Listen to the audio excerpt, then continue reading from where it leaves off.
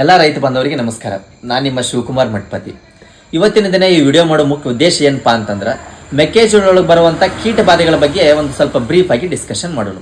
ನೀವು ನಾಟಿ ಮಾಡಿದ 25ರಿಂದ 35 ದಿನಗಳ ಕಾಲಾವಧಿ ಒಳಗೆ ಮೇಜರ್ ಆಗಿ 3ರಿಂದ 4 ಥರವಾದಂಥ ಕೀಟಗಳನ್ನು ನಾವು ನೋಡ್ಬೋದು. ನೀವು ಮೇಜರ್ ಆಗಿ ಲದ್ದೆ ಹುಳವನ್ನು ನೋಡ್ಬೋದು, ಕಾಂಡಕರ್ಕ ಹುಳವನ್ನು ನೋಡ್ಬೋದು, ಕತ್ರಿ ಹುಳ ಅಂತ ಹೇಳ್ತೀವಿ. ಈ 3 ಹುಳುಗಳನ್ನು ನೀವು ಮೇಜರ್ ಆಗಿ ನೋಡ್ಬೋದು.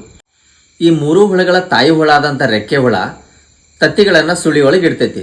ಅದ್ರ ಸಲುವಾಗಿ ನಾವು ಬೇಸಿಕ್ಕಾಗಿ ಯಾವ ಕೆಮಿಕಲ್ಸ್ಗಳನ್ನು ಉಪಯೋಗ ಮಾಡಿದ್ರೆ ಒಂದು ಸ್ವಲ್ಪ ಸುಳಿ ಒಳಗೆ ನಿಂದಿರುವಂಗೆ ಉಪಯೋಗ ಮಾಡಿದ್ರೆ ಬಹಳ ಅನುಕೂಲ.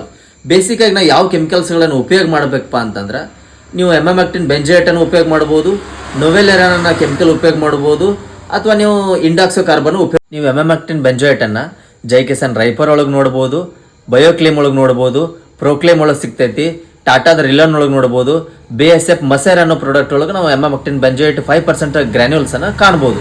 ಸೊ ಇದಾದ ನಂತರ ಒಂದು ವೇಳೆ ನಿಮ್ಮ ಮೆಕ್ಕೆಜೋಳ ಒಳಗೆ ಕೀಟಬಾಧೆ ಜಾಸ್ತಿ ಇತ್ತಪ್ಪ ಅಂತಂದ್ರೆ, ನೊವೆಲ್ಯುರಾನು 5.25% ಪ್ಲಸ್ ಎಮೆಮೆಕ್ಟಿನ್ ಬೆಂಜೋಯೇಟ್ 0.9% ಇರುವಂಥ ಅದಮಾದ ಬಾರಾಝೈಡ್ ಆಗಿರ್ಬೋದು, ಅಥವಾ ಟಾಟಾದ್ದು ಕಕೋನಾ ಅಂತೇಳಿ ಪ್ರಾಡಕ್ಟ್ ಬರ್ತೈತಿ. ಎರಡು ಸೇಮ್ ಪ್ರಾಡಕ್ಟ್. ಈ ಪ್ರಾಡಕ್ಟ್ಗಳನ್ನು ಯೂಸ್ ಮಾಡೋದು. ಈ ನಾವು ಡೆಲಿಗೇಟ್ ಅನ್ನು ಉಪಯೋಗ ಮಾಡ್ಬೋದು, ಅಥವಾ CTPR ಕಂಟೆಂಟ್ ಇರುವಂಥ FMC ಕೊರಾಜಿನ್ ಆಗಿರ್ಬೋದು, ಟಾಟಾದ ಗೇಟ್ವೇ ಆಗಿರ್ಬೋದು. ಈ ಥರಗಳ ಪ್ರಾಡಕ್ಟ್ಗಳನ್ನು ಯೂಸ್ ಮಾಡೋದ್ರಿಂದ ಕೀಟಬಾಧೆ ಜಾಸ್ತಿ ಇದ್ರೂ ಕೂಡ ಒಳ್ಳೆ ಕಂಟ್ರೋಲ್ ಬರ್ತೈತಿ.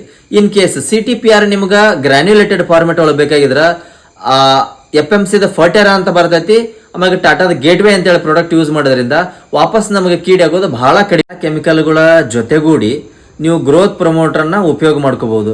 ಲೈಕ್ ಇಸಾಬಿಯನ್ ಆಗಿರ್ಬೋದು, ಟಾಟಾ ಬಹಾರ್ ಆಗಿರ್ಬೋದು, ಬಯೋಕಿಕ್ ಆಗಿರ್ಬೋದು, ಬಯೋಜಾಮ್ ಕ್ರಾಪ್ಲಸ್ ಆಗಿರ್ಬೋದು, ಸಾಗರಿಕ ಆಗಿರ್ಬೋದು, ಅಥವಾ ನೀವೊಂದು ಚಲೋದು ಮೈಕ್ರೋ ನ್ಯೂಟ್ರೆಂಟ್ ಕೂಡ ನಾವು ಉಪಯೋಗ ಮಾಡ್ಕೋಬಹುದು.